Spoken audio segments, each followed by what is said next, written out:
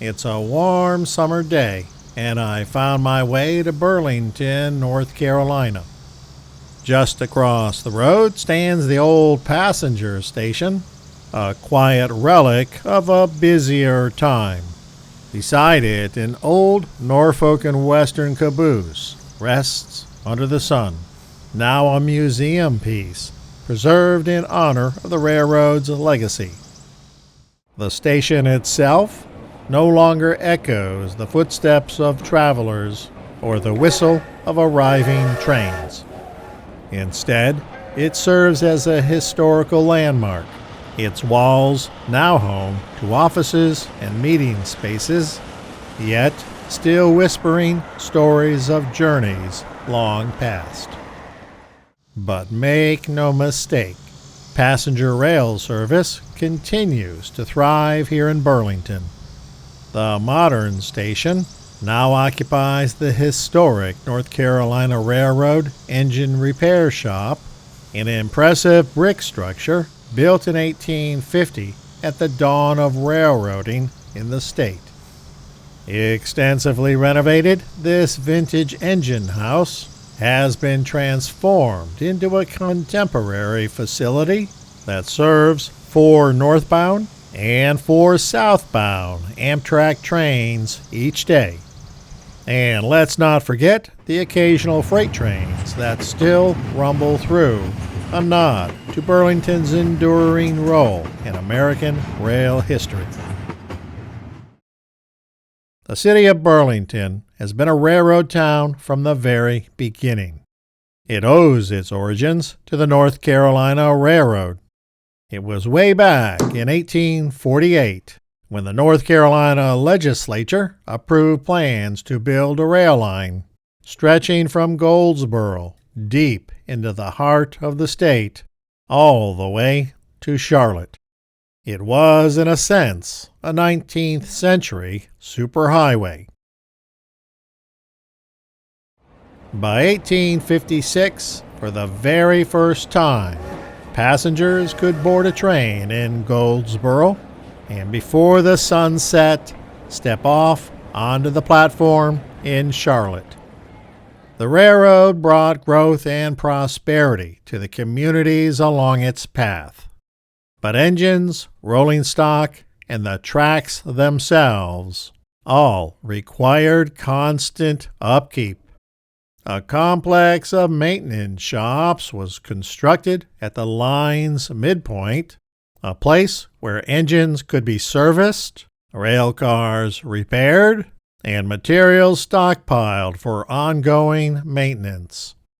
With the shops came workers, hundreds of them, and with the workers came their families who needed goods and services, which attracted even more businesses and people. The company shops grew into a thriving community in its own right, a community that would eventually come to be called Burlington. I found this historic marker outside the station interesting.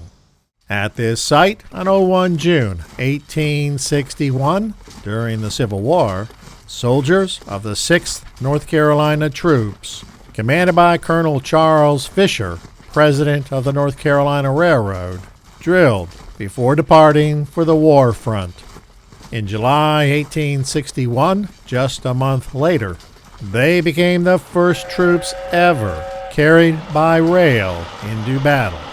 Their first conflict was First Manassas, where Colonel Fisher was killed.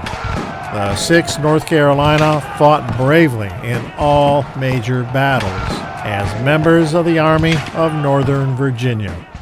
They were paroled by the Union at war's end in Appomattox, Virginia, and returned to civilian life. Inside the rail station, there's a small museum honoring the city's railroading history, a nod to the past that helped shape this place. But I'm really here to see one of the AmTrak trains when it arrives. Looks like it's going to be number 72, the northbound train to Raleigh. Oddly enough, it's arriving from the north, heading south, which doesn't make much sense until you look at the way the tracks twist and turn through this region. Just one of those things where the compass gives way to the contours of the land.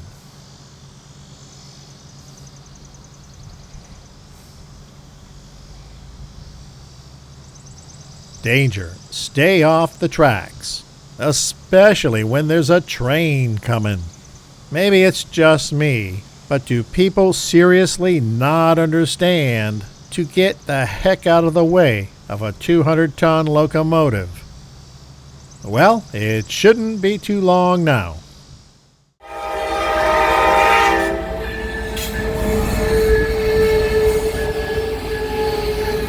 Looks like those passenger cars could use a little bit of time here in the company shops for some paint.